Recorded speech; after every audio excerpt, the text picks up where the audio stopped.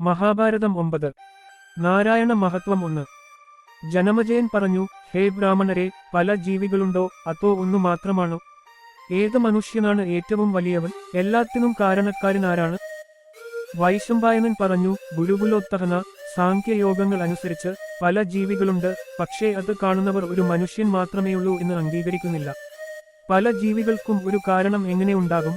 ബഹുമുഖ പുരുഷനെക്കുറിച്ച് ഞാൻ നിങ്ങളോട് പറയും. ആത്മാവിന്റെ സത്ത അറിയുന്ന നമ്മുടെ ഗുരുവായ വ്യാസനെ ആദരിച്ച ശേഷം ഞാൻ ഇത് പറയുന്നു. അദ്ദേഹം ഒരു മിസ്റ്റിക്, തപസ്, ജ്ഞാനി. ഹേ പാർത്ഥിവന, ഈ പുരുഷ സൂക്തം എല്ലാ വേദങ്ങളിലും അറിയപ്പെടുന്ന ഒരു ആചാരവും സത്യവുമാണ്.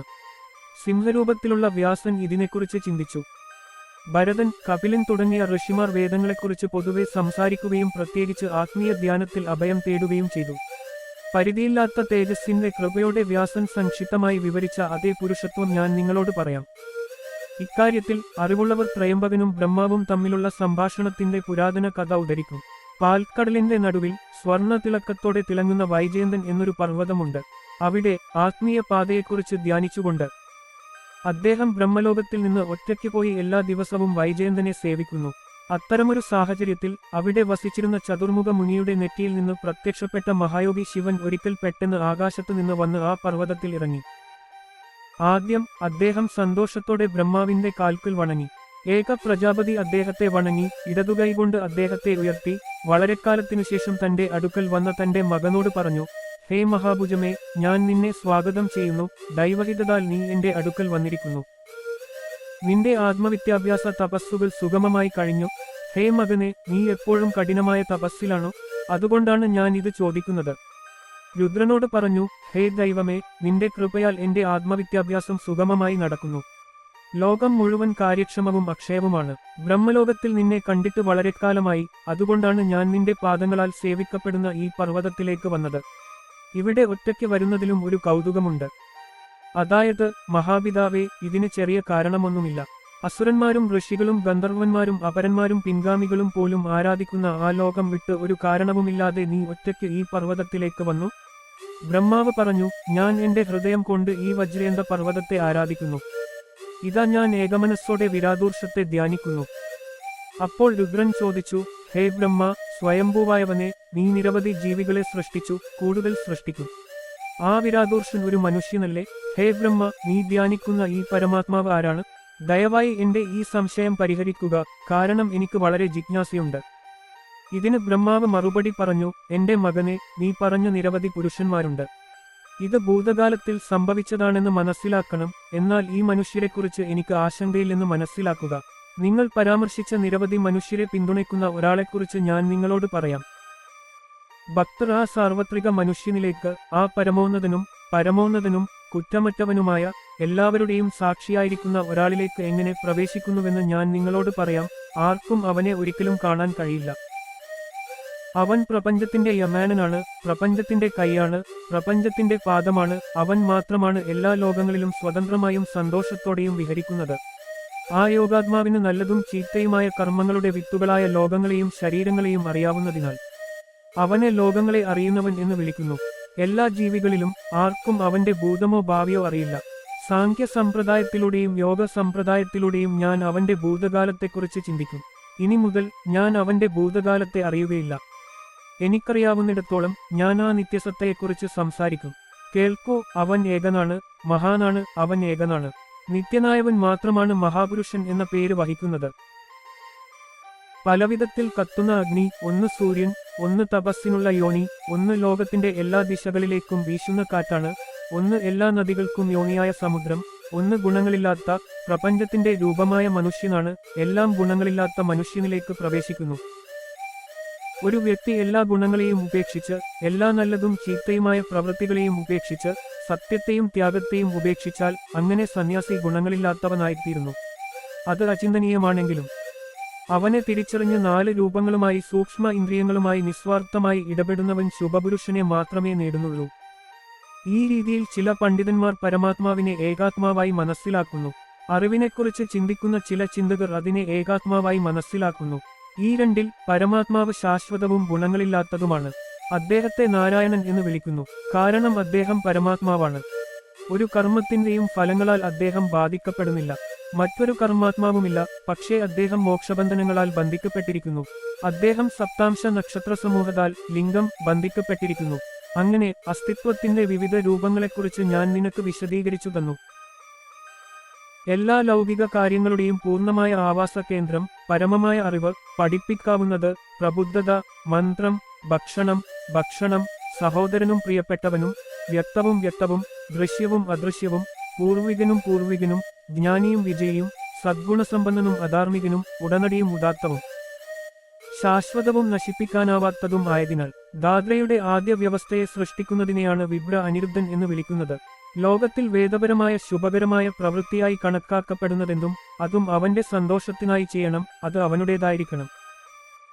പൂർണ്ണമായും ശാന്തരായ എല്ലാ ദേവന്മാരും ഋഷിമാരും ഫ്രാങ്ക വംശത്തിൽ യാഗങ്ങളാൽ അവനെ ആരാധിക്കുന്നു.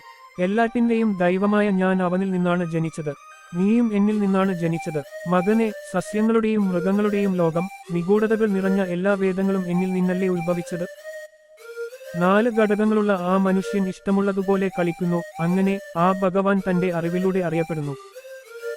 ഹേ മകനെ, നോക്കൂ, നീ കേട്ടതെല്ലാം ഞാൻ നിന്നോട് പറഞ്ഞു. സാഖ്യയോഗങ്ങളിലും അത് സത്യസന്ധമായി വിശദീകരിച്ചിട്ടുണ്ട്. സുഗണുശാസനം. കാലരൂപം. യുധിഷ്ഠിരൻ ഭീഷ്മരോട് പറഞ്ഞു, ഹേ മഹാനായ കൗരവ, എല്ലാ ജീവജാലങ്ങളും ആരിൽ നിന്നാണ് ഉത്ഭവിക്കുന്നതെന്നും അവ എങ്ങനെ അവസാനിക്കുന്നുവെന്നും എനിക്ക് അറിയണം. ധ്യാനത്തിന്റെയും പ്രവർത്തനത്തിന്റെയും തത്വങ്ങൾ, കാലത്തിന്റെ സ്വഭാവം, എല്ലാ യുഗങ്ങളിലുമുള്ള ആളുകളുടെ ആയുസ് എന്നിവ എനിക്ക് അറിയണം. ലോകത്തിന്റെ തത്വം പൂർണ്ണമായി മനസ്സിലാക്കാൻ ഞാൻ ആഗ്രഹിക്കുന്നു. മൃഗങ്ങളുടെ മരണവും സൃഷ്ടിയുടെ നാശവും ആരിൽ നിന്നാണ് സംഭവിക്കുന്നത്?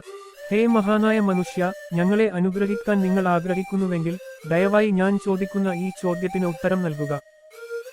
മുൻകാലങ്ങളിൽ വിവാദപരമായ മുനി ഭരദ്വാജന് നിങ്ങൾ നല്ലൊരു ഉത്തരം നൽകി.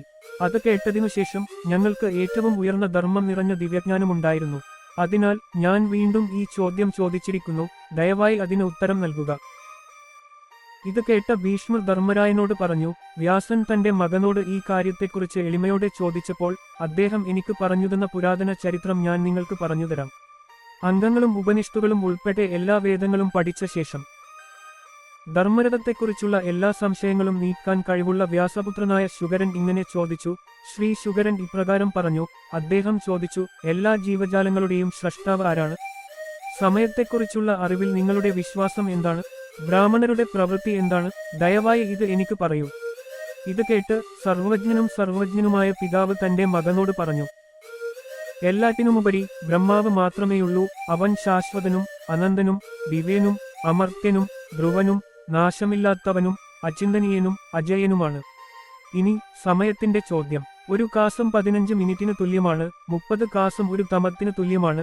30 കലകൾ ഒരു മുഹൂർത്തത്തിന് തുല്യമാണ്. അതായത് ഒരു തമയുടെ 10 ഇതിൽ ഉൾപ്പെടുന്നു. അതിനാൽ 30 കലകളും 3 കസങ്ങളും ഒരു മുഹൂർത്തത്തിന് തുല്യമാണ്. 30 മുഹൂർത്തം ഒരു അഹോരാത്രത്തിന് തുല്യമാണ്. ഋഷിമാർ പറയുന്നതുപോലെ 30 അഹോരാത്രം ഒരു മാസത്തിന് തുല്യമാണ്. 12 മാസം ഒരു സംവാത്രത്തിന് തുല്യമാണ്. 2 ആയകളെ ഒരു സവത്സരം എന്ന് വിളിക്കുന്നു. ഇവയെ ദക്ഷിണായനം എന്നും ഉത്തരായനം എന്നും വിളിക്കുന്നു. സൂര്യൻ മനുഷ്യർക്ക് അഹോരാത്രം നൽകിയിരുന്നു. അദ്ദേഹം അതിനെ വിഭജിച്ചു. ഉറക്കത്തിന് രാത്രി, ജോലിക്ക് പകൽ. മനുഷ്യരുടെ മാസം പൂർവികർക്ക് ഒരു പകലും രാത്രിയുമായിരുന്നു. കാരണം അവർക്ക് രാത്രി ജോലിക്കും ഉറക്കത്തിനും വേണ്ടി നീക്കിവച്ചിരുന്നു. ഒരു മനുഷ്യവർഷം ദേവന്മാർക്ക് ഒരു പകലും രാത്രിയുമാണ്. അവർക്ക് വടക്കൻ ചന്ദ്രൻ പകലാണ്, തെക്കൻ ചന്ദ്രൻ രാത്രിയാണ്. ഇനി ഞാൻ കൃത, ത്രേത, ദ്വാപര, കലിയുഗങ്ങളെക്കുറിച്ച് പ്രത്യേകം പറയാം. ദേവന്മാർക്ക് 4000 വർഷമുണ്ടെങ്കിൽ അത് കൃതയുഗമായിരിക്കും. അതിനായി ആ 400 ദിവ്യവർഷങ്ങളുടെ ഒരു സന്ധ്യ ഉണ്ടാകും. അതേ എണ്ണം വർഷങ്ങളുടെ ഒരു സന്ധ്യയുമുണ്ടാകും. സന്ധ്യയോടെ ശേഷിക്കുന്ന 3 യുഗങ്ങളിൽ ഈ 1100 വർഷങ്ങൾ 4800 4 കുറവായിരിക്കും. ഈ 4 യുഗങ്ങൾ എന്നേക്കുമായി നിത്യലോകങ്ങൾ ധരിച്ചിരിക്കും. പിതാവേ, ഈ യുഗം പോലുള്ള സമയം ബ്രഹ്മാവിന്റെ ശാശ്വത രൂപമാണെന്ന് ബ്രാഹ്മണ സായിന്മാർ വിശ്വസിക്കുന്നു. കൃതയുഗത്തിൽ എല്ലാ സദ്ഗുണങ്ങളും സത്യങ്ങളും 4 പാദങ്ങളാൽ പൂർണ്ണമാകുന്നു. അവിടെ അനീതിക്ക് സ്ഥാനമില്ല. മറ്റ് യുഗങ്ങളിൽ പുണ്യം ഒരു പാദത്താൽ കുറയുന്നു. മോഷണം, കള്ളം, വഞ്ചന എന്നിവ അനീതി വർദ്ധിപ്പിക്കുന്നു. കൃതയുഗത്തിൽ ആളുകൾ രോഗികളാകുന്നു. അവരുടെ മുഴുവൻ അസ്തിത്വവും തയ്യാറാണ്. അവർക്ക് 400 വർഷത്തെ ആയുസ്സുണ്ട്. ത്രേതായുഗത്തിലും മറ്റ് യുഗങ്ങളിലും പ്രായം ഒരു പാദത്താൽ കുറയുന്നു. വേദപഠനം, ആയുർദൈർഘ്യം, ആഗ്രഹങ്ങളുടെയും പൂർത്തീകരണം ഇവയെല്ലാം കുറയുന്നതായി പറയപ്പെടുന്നു. കൃതയുഗത്തിൽ, ത്രേതായുഗത്തിൽ, ദ്വാപരയുഗത്തിൽ, കലിയുഗത്തിൽ യുഗങ്ങൾ കുറയുന്നതുപോലെ മതങ്ങളും കുറയുന്നു. കൃതയുഗത്തിൽ തപസ് കൂടുതലാണ്, ത്രേതായുഗത്തിൽ അറിവ് നല്ലതാണ്, ദ്വാപരയുഗത്തിൽ ത്യാഗം നല്ലതാണ്, കലിയുഗത്തിൽ ദാനം കൂടുതലാണ്. അതിനാൽ ദേവന്മാരുടെ ചതുര്യുഗങ്ങൾ 12,000 വർഷമാണെന്ന് പറയപ്പെടുന്നു. 1000 ചതുര്യുഗങ്ങൾ ബ്രഹ്മാവിന് ഒരു ദിവസമാണെങ്കിൽ രാത്രിയും ഇതേ ദൈർഘ്യമുള്ളതാണ്. ബ്രഹ്മാവ് പകൽ ആരംഭത്തിൽ പ്രപഞ്ചം സൃഷ്ടിക്കുന്നു, രാത്രിയിൽ നാശം സംഭവിക്കുന്നു. പിന്നീട് അവൻ ഗാഢനിദ്രയിലാവുകയും അതിന്റെ അവസാനം അവൻ ഉണരുകയും ചെയ്യുന്നു. ബ്രഹ്മാവിന് 1000 ചതുർയുഗങ്ങൾ പകലും രാത്രിയുമാണെന്ന് അറിയുന്നവർക്ക് അഹോരാത്ര രൂപകല സൂത്രം അറിയാം. ബ്രഹ്മാവ് ഉണർന്നയുടനെ അവൻ തന്റെ അമർത്യ രൂപത്തെ രൂപരഹിതമായ രൂപത്തിലേക്ക് മാറ്റുന്നു. അവൻ മഹത്തായ സത്തയെ സൃഷ്ടിക്കുന്നു. അതിൽ നിന്ന് ഉത്ഭവിക്കുന്ന മനസ്സിനെ അവൻ സൃഷ്ടിക്കുന്നു. സൃഷ്ടിയും യുഗധർമ്മങ്ങളും. വ്യാസൻ പറഞ്ഞു, എല്ലാത്തിന്റെയും ബീജമായ പ്രകാശമാനമായ ബ്രഹ്മാവ്. അതിൽ നിന്നാണ് ലോകം മുഴുവൻ ഉണ്ടായത്. ബ്രഹ്മാവായ അവനിൽ നിന്നാണ് സസ്യങ്ങളുടെയും മൃഗങ്ങളുടെയും ദ്വന്ദ്വം ഉടലെടുത്തത്. തന്റെ ദിവസത്തിന്റെ തുടക്കത്തിൽ ബ്രഹ്മാവ് ഉണർന്ന് അജ്ഞതയിൽ നിന്ന് ലോകത്തെ സൃഷ്ടിക്കുന്നു. ആദ്യം മഹത്തായ സത്ത, പിന്നീട് വ്യക്തമായ രൂപം, പ്രാർത്ഥന, സംശയം എല്ലാം മടക്കാനും ദീർഘവീക്ഷണമുള്ളവനും ബഹുമുഖനുമാകാനും ശക്തിയുള്ള ഈ മനസ്സ്, അത് മനസ്സിന്റെ 7 ഋഷിമാരെ നിരാഗ്ലി, അങ്കിരസു, അത്രി, പുലസ്യ, പുല, ക്രതു, വസിഷ്ഠൻ സൃഷ്ടിച്ചു. സൃഷ്ടിക്കാനുള്ള ആഗ്രഹത്താൽ പ്രചോദിതനായ ഈ മനസ്സ് പലവിധത്തിൽ വിഘടിക്കുന്നു. അതിൽ നിന്ന് ആകാശം വരുന്നു. അതിന്റെ സ്വഭാവം ശബ്ദമാണ്. ആകാശം വിഘടിക്കുമ്പോൾ വിവിധ സുഗന്ധങ്ങളുള്ള ശക്തമായ ശുദ്ധവായു അതിൽ നിന്ന് ഉയർന്നുവരുന്നു. ആ വിഘടിച്ച വായുവിൽ നിന്ന് ഒരു മിന്നുന്ന പ്രകാശം ഉയർന്നുവരുന്നു. അത് പ്രകാശപൂരിതമാണ്. അതിന്റെ സവിശേഷത സ്പർശനമാണ്.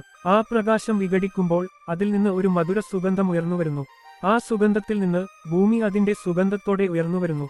ഈ രീതിയിൽ എല്ലാ ജീവജാലങ്ങളും സൃഷ്ടിക്കപ്പെട്ടതായി പറയപ്പെടുന്നു. ഭൂതകാല, വർത്തമാനകാല ജീവിതങ്ങളിലെ ഓരോ ജീവിയുടെയും സവിശേഷതകൾ അടുത്ത ജീവിയിലേക്ക് ലയിക്കുന്നു. ഏതെങ്കിലും ഒരു ജീവി ഏതെങ്കിലും രൂപത്തിൽ നിലനിൽക്കുന്നിടത്തോളം കാലം അത് അതിന്റെ സ്വഭാവമായി കണക്കാക്കപ്പെടുന്നു. വായുവിന്റെ ഗന്ധം അനുഭവിച്ചതിനുശേഷം അത് ഭൂമിയുടെ സ്വഭാവമാണെന്ന് ആരെങ്കിലും മണ്ടത്തരമായി പറഞ്ഞാലും അത് യഥാർത്ഥത്തിൽ ഭൂമിയുടെ സ്വഭാവമാണെന്ന് അറിയണം. അത് വായുവുമായും സംയോജിപ്പിച്ചിരിക്കുന്നു. ഈ 7 മഹാജീവികൾക്കും വ്യത്യസ്ത ശക്തികളുണ്ടെങ്കിലും അവയെ വെവ്വേറെ സൃഷ്ടിക്കാൻ കഴിയില്ല. അതിനാൽ എല്ലാം പരസ്പരം ലയിക്കുകയും ശരീരത്തിൽ അഭയം പ്രാപിക്കുകയും ചെയ്യുന്നു. അതുകൊണ്ടാണ് അതിനെ മനുഷ്യൻ എന്ന് വിളിക്കുന്നത്. എല്ലാം അതിൽ അഭയം പ്രാപിക്കുന്നതിനാൽ അതിനെ ശരീരം എന്ന് വിളിക്കുന്നു. ഇത് 16 മൂലകങ്ങളുടെ, അതായത് 5 മൂലകങ്ങളുടെയും ഇന്ദ്രിയങ്ങളുടെയും മനസ്സിന്റെയും സംഗമസ്ഥാനം ഉൾക്കൊള്ളുന്നു. എല്ലാ മഹാജീവികളും അവരുടെ കർമ്മത്തോടെ അതിൽ പ്രവേശിക്കുന്നു. എല്ലാ ജീവജാലങ്ങളെയും സൃഷ്ടിച്ച ബ്രഹ്മാവ് എല്ലാ ജീവജാലങ്ങളെയും സൃഷ്ടിക്കാൻ തപസ്സു ചെയ്യാൻ പ്രപഞ്ചശരീരത്തിൽ വസിക്കുന്നു. അദ്ദേഹത്തെ പ്രജാപതി എന്ന് വിളിക്കുന്നു. അവൻ എല്ലാ ജീവജാലങ്ങളെയും സൃഷ്ടിക്കുന്നു. ദേവന്മാർ, ഋഷിമാർ, പൂർവികർ, മനുഷ്യർ, ലോകങ്ങൾ, നദികൾ, സമുദ്രങ്ങൾ, ദിശകൾ, പർവ്വതങ്ങൾ, വനവാസികൾ. മനുഷ്യർ, കുള്ളന്മാർ, അസുരന്മാർ, പക്ഷികൾ, മൃഗങ്ങൾ, ഉരകങ്ങൾ, ശൂന്യവസ്തുക്കൾ, ജീവികൾ ഇവയെല്ലാം അവനാൽ സൃഷ്ടിക്കപ്പെട്ടതാണ്. മുൻ സൃഷ്ടികളിൽ അവർക്ക് എന്തെല്ലാം കർമ്മങ്ങളുണ്ടായിരുന്നോ ആവർത്തിച്ചുള്ള സൃഷ്ടികൾക്ക് ശേഷവും അവർക്ക് അതേ കർമ്മങ്ങളുണ്ടാകും. അക്രമാസക്തരായ മൃഗങ്ങൾ, അഹിംസാത്മകരായ മൃഗങ്ങൾ, സൗമ്യരും ക്രൂരരുമായ മൃഗങ്ങൾ, മതപരവും മതപരമല്ലാത്തതും ആചാരപരവുമായവ, ഇവക്കെല്ലാം അവയുടെ വികാരങ്ങളാൽ സ്വാധീനിക്കപ്പെട്ട അതത് സ്വഭാവങ്ങളുണ്ട്. അതിനാൽ ഓരോ പ്രകൃതിയും ഓരോ മൃഗത്തിന്റെയും ശീലമായി മാറുന്നു. മഹാന്മാരുടെ രൂപങ്ങളിലും ഇന്ദ്രിയങ്ങളിലും ദേവന്മാരിലും മൃഗങ്ങളുടെ വിതരണത്തിലും പ്രജാപതി തന്നെ വൈവിധ്യം സൃഷ്ടിക്കുന്നു. കർമ്മ പൂർത്തീകരണത്തിന് പുരുഷത്വമാണ് കാരണമെന്ന് ചിലർ പറയുന്നു. വിധിയാണ് കാരണമെന്ന് മറ്റു ചിലർ പറയുന്നു. പ്രകൃതിയാണ് കാരണമെന്ന് ജ്ഞാനികൾ പറയുന്നു. ഇവ മൂന്നും ഒന്നാണ്. ചിലർ ഇവ തമ്മിൽ വേർതിരിച്ചറിയുന്നത് ശരിയല്ലെന്ന് പറയുന്നു. ഇത് ശരിയാണോ തെറ്റാണോ അതോ രണ്ടും ഒരുമിച്ചായിരിക്കണമോ എന്ന് ഉറപ്പിച്ചു പറയാൻ കഴിയില്ലെന്ന് കർമ്മവാദികൾ പറയുന്നു. സത്യത്തിൽ ഉറച്ചുനിൽക്കുന്ന ജ്ഞാനികൾ പോലും ബ്രഹ്മമാണ് കാരണമെന്നു പറയുന്നു. തപസ്സാണ് ജീവിതകാരണം. അതിലൂടെയാണ് സാമവും തമസും രൂപപ്പെടുന്നത്. ആ തപസ്സിലൂടെയാണ് ഒരു വ്യക്തി തന്റെ മനസ്സിൽ ആഗ്രഹിക്കുന്ന പ്രവൃത്തികൾ നേടുന്നത്. തപസ്സിലൂടെ മനുഷ്യൻ മുഴുവൻ ലോകത്തെയും സൃഷ്ടിക്കുക എന്ന ഏറ്റവും ഉയർന്ന അർത്ഥം കൈവരിക്കുന്നു. അവൻ തന്നെ എല്ലാ ജീവജാലങ്ങളുടെയും നാഥനാകുന്നു. ഋഷിമാരുടെ തപസ്സിലൂടെ അവൻ വേദങ്ങൾ പഠിച്ചു. തപസ്സിന്റെ ശക്തിയിലൂടെ അവൻ അനന്തമായ വേദവാക്കുകൾ ഉച്ചരിച്ചു. ഋഷിമാരുടെ പേരുകൾ, വേദങ്ങളിൽ പരാമർശിച്ചിരിക്കുന്ന സൃഷ്ടി, മൃഗങ്ങളുടെ പേരുകളും രൂപങ്ങളും അവയുടെ പ്രവർത്തനങ്ങളുടെ പ്രവണതകൾ, ഇതെല്ലാം വേദങ്ങളുടെ വാക്കുകളിൽ നിന്ന് ആ ദൈവം സൃഷ്ടിച്ചതാണ്. സൃഷ്ടിയുടെ രാത്രിയുടെ അവസാനത്തിൽ ഒരു പുതിയ സൃഷ്ടി ആരംഭിക്കുന്നതിനായി സൃഷ്ടിയിൽ സൃഷ്ടിക്കപ്പെട്ട ഋഷിമാരുടെ പേരുകളും വസ്തുക്കളുടെ പേരുകളും. വ്യത്യസ്ത നാമങ്ങൾ, തപസ്, പ്രവൃത്തി, ത്യാഗം ഇതെല്ലാം ലൗകിക നേട്ടങ്ങളാണ്. 10 രീതികളിലൂടെ ആത്മാവിനെ നേടാൻ കഴിയുമെന്ന് വേദങ്ങൾ പറയുന്നു. വേദങ്ങളിൽ പരാമർശിച്ചിരിക്കുന്ന ഏറ്റവും ആഴമേറിയ ബ്രഹ്മം വേദനക്ഷത്രങ്ങളിലൂടെ മാത്രമാണ്. വേദാന്തത്തിൽ വ്യക്തമായി പറഞ്ഞിരിക്കുന്ന സൃഷ്ടികൾ സ്വാധ്യായ, ഗർഭസ്ഥ, സന്ധ്യാവന്ദന, ക്രശ്ചചന്ദ്രേനാദി, പൃഷ്ടകർമ്മ, യോഗം, ദാന, കുരുശുഷ, സമാധി, ഗ്രാമയോഗത്തിലൂടെയാണ് നേടുന്നത്. ബന്ധങ്ങളുമായി ബന്ധപ്പെട്ട ഈ വിഭജനം ജീവജാലങ്ങൾക്ക് കർമ്മം മൂലമാണ്. ആത്മസാക്ഷാത്കാര ശാസ്ത്രത്താൽ ഇത് നീക്കം ചെയ്യപ്പെടുന്നു. 2 ബ്രാഹ്മണരെ പരബ്രഹ്മണൻ എന്നും സപ്തബ്രഹ്മണൻ എന്നും വിളിക്കണം. സപ്തബ്രഹ്മത്തിൽ വിശ്വസിക്കുന്നവൻ പരബ്രഹ്മത്തെ പ്രാപിക്കുന്നു. ക്ഷത്രിയർ അക്രമത്തിലൂടെ ആധിപത്യയജ്ഞം നടത്തുന്നു, വൈശ്യർ ഹവീര്യം ചെയ്യുന്നു, ശൂദ്രർ പരിചാര്യജ്ഞം ചെയ്യുന്നു, ബ്രാഹ്മണർ തപോയജ്ഞം ചെയ്യുന്നു. ഈ യജ്ഞ സമ്പ്രദായം ത്രേതായുഗത്തിലാണ്, കൃതയുഗത്തിലല്ല. ദ്വാപര, കലിയുഗങ്ങളിൽ യാഗം കുറയുന്നു. ക്രതുയുഗത്തിൽ ഋഗ്വേദത്തിൽ സാമം, യജം, കാമേഷ്ടി എന്നിവയിൽ ഇവയെല്ലാം വ്യത്യസ്തമാണെന്ന് അറിഞ്ഞുകൊണ്ട് അവ ജ്ഞാനത്തിന്റെ രൂപത്തിൽ മാത്രമേ നിലനിൽക്കുന്നുള്ളൂ. ക്രതുയുഗത്തിൽ ശക്തരായ രാജാക്കന്മാർ എല്ലാ വൃക്ഷങ്ങളെയും മൃഗങ്ങളെയും അവതരിക്കുകയും നിയന്ത്രിക്കുകയും ചെയ്യുന്നു. ക്രതുയുഗത്തിൽ വേദങ്ങളും യജ്ഞങ്ങളും വർണ്ണധർമ്മങ്ങളും നന്നായി സ്ഥാപിക്കപ്പെട്ടിരിക്കുന്നു. എന്നാൽ ദ്വാപരയുഗത്തിൽ ആയുസ് കുറയുമ്പോൾ ഇവ കുറയുന്നു. കലിയുഗത്തിൽ വേദങ്ങൾ ചിതറിക്കിടക്കുന്നു, അവയും അപ്രത്യക്ഷമാകുന്നു. യജ്ഞങ്ങൾ അനീതിയാൽ ബാധിക്കപ്പെടുകയും അപ്രത്യക്ഷമാവുകയും ചെയ്യുന്നു. ക്രതുയുഗത്തിൽ ധർമ്മത്തിന്റെ സന്യാസിമാർ, പഠിക്കാൻ ആഗ്രഹിക്കുന്ന ബ്രാഹ്മണർ ജീവജാലങ്ങളോടൊപ്പമാണ്. മറ്റ് യുഗങ്ങളിൽ വേദങ്ങളോടും സ്വന്തം മതത്തോടുമുള്ള ഭക്തി കുറയുന്നു. മഴക്കാലത്ത് മഴ കാരണം സസ്യജാലങ്ങൾ വർദ്ധിക്കുന്നതുപോലെ യുഗങ്ങളിൽ മതങ്ങളും വർദ്ധിക്കുകയും കുറയുകയും ചെയ്യുന്നു. ഋതുക്കൾക്കനുസരിച്ച് ഋതുക്കളുടെ ലക്ഷണങ്ങൾ പ്രത്യക്ഷപ്പെടുന്നതുപോലെ ബ്രഹ്മാവിന്റെ പകലുകളിലും രാത്രികളിലും അവ മാറുന്നു. കാലങ്ങൾ വ്യത്യസ്തവും വ്യക്തിത്വമില്ലാത്തതുമാണെന്ന് ഞാൻ നിങ്ങളോട് പറഞ്ഞിട്ടുണ്ട്. കാലം മൃഗങ്ങളെ സൃഷ്ടിക്കുന്നു, അവയെ നശിപ്പിക്കുന്നു. കാലമാണ് അസുരന്മാരുടെ ജനനത്തിനും നാശത്തിനും കാരണം. മൃഗങ്ങൾ ഇരട്ട സ്വഭാവമുള്ളവരാണ്. പുനരുൽപാദനം, സൃഷ്ടി, സമയം, പ്രവൃത്തി, വേദങ്ങൾ, രചയിതാവ്, പ്രവൃത്തി, പ്രവൃത്തിയുടെ ഫലം എന്നിവയെക്കുറിച്ച് ഞാൻ നിങ്ങളോട് പറഞ്ഞിട്ടുണ്ട്. ഇവയാണ് നിങ്ങൾ കേട്ട കാര്യങ്ങൾ. മഹാഭാരതം 10 ഉടൻ വരുന്നു.